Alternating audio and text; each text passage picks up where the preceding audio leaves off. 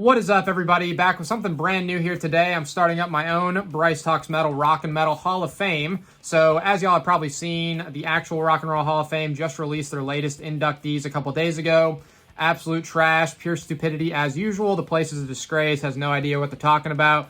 Putting Jay-Z in the Rock Hall of Fame, like that makes zero sense. And a lot of other, non-rock artists are in the Rock Hall of Fame. It's just like, what the heck are you doing? But this here, I'm going to be choosing artists that I feel deserve.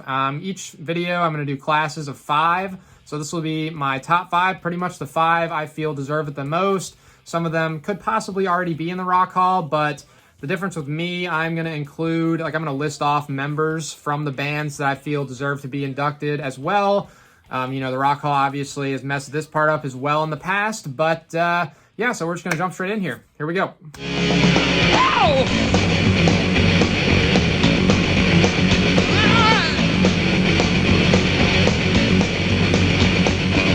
One day in a life with a lonely, another day in the roundabout. What do they need? Somebody to love. All right, so the first band in my inaugural class is going to be Black Sabbath, and with this, I'm just going in chronological order based on the band's first release. So I'm going to go oldest to newest. Of course, Black Sabbath. A lot of people consider them to be the very first heavy metal band, including myself. Extremely influential to the history of heavy music they are. Amazing band. They're in my probably top 10 all-time favorite bands, so they definitely up here for me as a favorite. And as far as influence goes, it's undeniable how important they are. And as far as certain band members I want to be inducted, obviously the original Classic 4, Bill Ward on the drums, Tony Iommi on guitar, who's an absolute god. He's been on every single Black Sabbath album, the only member of Sabbath that has. Ozzy on vocals, and of course Geezer Butler on the bass. But other than that, they've had a lot of really awesome key members that have played on great albums, including, these are going to be the people I also induct with Black Sabbath, Ronnie James Dio, who somehow the actual Rock and Roll Hall of Fame failed to induct, which is an absolute travesty, a load of garbage bullshit. But yes, Dio absolutely is inducted with Black Sabbath in my book. Other than him, I'm going to try to stay in order here. Vinny Appice, who came along after Bill Ward on Mob Rules. That was the first album to feature him. He was also on Dehumanizer. Other than him, I'm not going to include Ian Gillan just because he was on one album. If I decide to induct Deep Purple, obviously he'll be with them, but not with Black Sabbath in my opinion. But looking at some of these other guys I want to include, of course, Tony Martin, who I am a huge fan and advocate for those 4 albums that he was on. The Eternal Idol in '87 is fantastic. Headless Cross, Tear, Cross Purposes. He was actually on 5 albums. I don't know what I'm talking about here, but 5 albums, including Forbidden, which isn't the best, obviously, one of the weaker Black Sabbath albums. But those first 4 that Tony Martin is on, I'm a huge fan of. So he's definitely in being inducted in my book. Cozy Powell and Jeff Nichols are the other 2 I want to include. Cozy drummed on 3 of their albums, Headless Cross, Tear, and Forbidden, whatever. But and Jeff Nichols was their keyboard player for like 25 years. So a kind of forgotten, important member of the band, in my opinion. But yes, Black Sabbath, great band, definitely makes my Rock and Metal Hall of Fame. So yeah, next.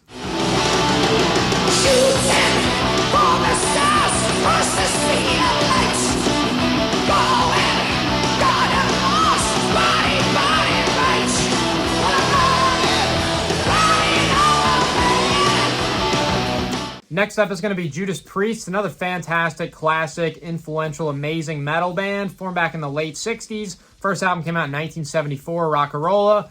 After that, they really found their sound with Sad Wings of Destiny, just pure classic heavy metal. Painkiller, one of my favorite albums of all time. That is my favorite Judas Priest album. But a ton of great albums from these guys. They're still going strong, even though currently their lineup only features a few classic members, but whatever, it's fine. The members I want to include with the band being inducted are, of course, Rob Halford, KK Downing, Glenn Tipton, Ian Hill, and Dave Holland's kind of like the classic lineup. But other than them, I'm going to include Les Binks, who was the drummer on a few of their albums in the late 70s, including Stay in Class, Unleashed in the East, one of the best live albums of all time, Killing Machine as well. But other than them, also Scott Travis, who's their current drummer, been with them since Painkiller. I'm going to include Richie Faulkner, their current second guitarist, alongside Glenn, who, of course, Andy Sneap's been playing live a lot of the time currently because Glenn's had some health issues. But Richie Faulkner's been in the band for about 10 years now. He's been on 2 albums. They're working on a 3rd one. I think Redeemer of Souls is fantastic. Firepower good as well. But other than them, I believe that's all the members I want to include for Judas Priest. Again, just a fantastic band, absolutely deserves to be in, and they aren't in the current Rock and Roll Hall of Fame like the real one, which is bullshit. There's a ton of bands that need to be there, but they're not. So yeah, Judas Priest, amazing band. Next.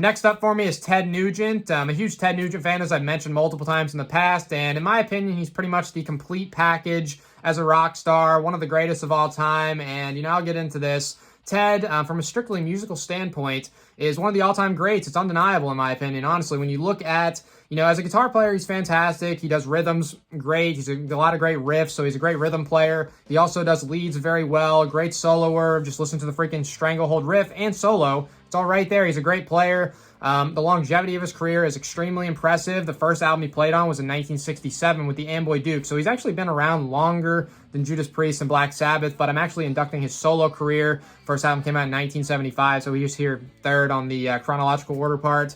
But he's very influential. A lot of big-name metal musicians have said Ted was a big influence on their playing, such as Dave Mustaine. I remember seeing a tweet a while back. Somebody said, who are the 5 most important guitar players to you? He listed, I think it maybe was Jimmy Page first and Ted Nugent second, 3 other classic guys.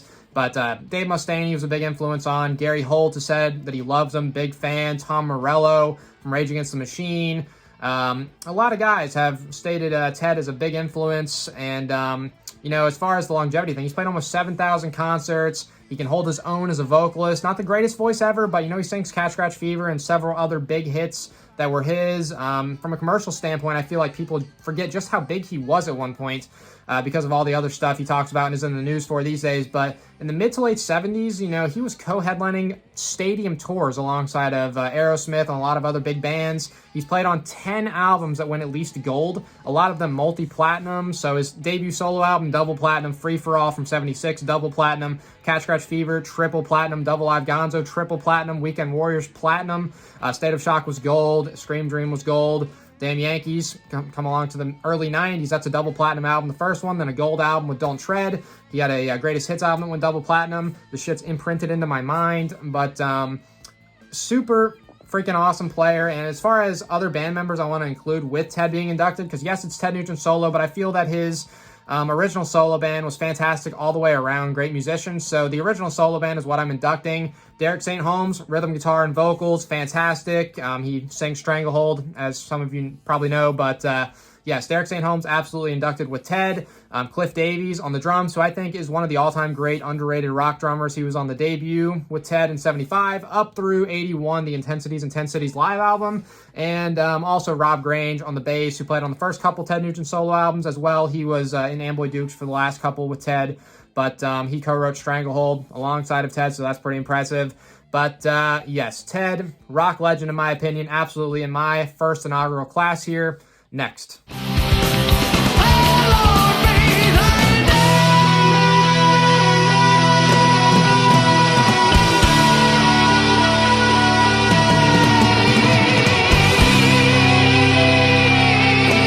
Next up is Iron Maiden, another great classic legendary metal band. They formed back in 1975. First album came out in 1980. A ton of amazing stuff. Their first multiple albums all the way up through Fear of the Dark. I'm a fan of all those albums. And then they dropped off a little bit, then come back. They came back pretty strong in the 2000s, but they're pretty much, other than Metallica, the current biggest metal band in the world, probably, I'd say. They headline arenas, sell them out all over the world, but very impressive longevity, again, with Iron Maiden to be doing that 40 years into their career. As far as the band members I want to induct with Iron Maiden, I'm going to go with the whole current lineup: Bruce Dickinson, Steve Harris, Adrian Smith, Dave Murray, Yannick Gers. Yes, some people don't like him, but he's been there for 30 years, played on a lot of albums, so he's going to make it for me. And Nico McBrain on the drums. As far as former members that I want to include, I'm going to include Paul Di'Anno. They're not original singer, but classic singer on the first 2 albums. They had a couple guys before him when they were trying to figure out their lineup there in the late 70s. But Paul Di'Anno, including, I'm not going to include Blaze Bayley, the singer that came along after Bruce there in the mid-90s for a while and late 90s. Yeah, he was on 2 albums, but I'm not really into those. And he's not a terrible singer. Just with Iron Maiden, I didn't think he was a very good fit. But yeah, not going to include him. Looking at some of these other guys I want to include. Clive Burr, absolutely, the drummer on the first 3 albums from the debut up through Number of the Beast. Great player. He's passed away now, unfortunately, which is very sad, but he definitely makes it for me.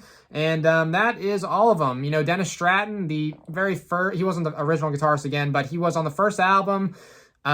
Just 1 album, I don't think that's enough to be included, so I'm not going to include him. But those other guys, all definitely deserving in my opinion, and make it. Great freaking band, one of the best of all time, in my top 5 favorites. So yeah, Iron Maiden. Next.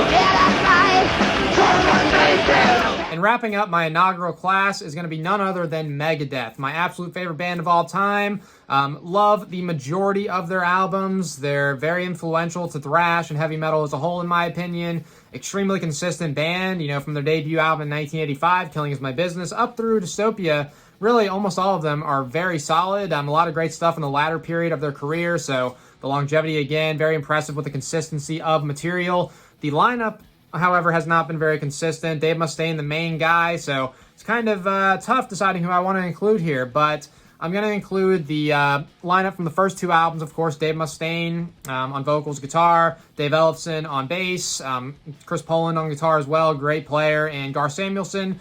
I think that was a great lineup, definitely deserving. I'm not going to include Jeff Young or Chuck Beeler, however his name's pronounced, from So Far So Good So What, 1988. Yeah, it's a good album, but 1 album, is that really enough? I'm just going to leave them off. But the lineup that came along right after that for Rust in Peace, that lineup, absolute classic. Marty Friedman absolutely definitely makes it, and Nick Menza, along with the other 2 guys I've already mentioned.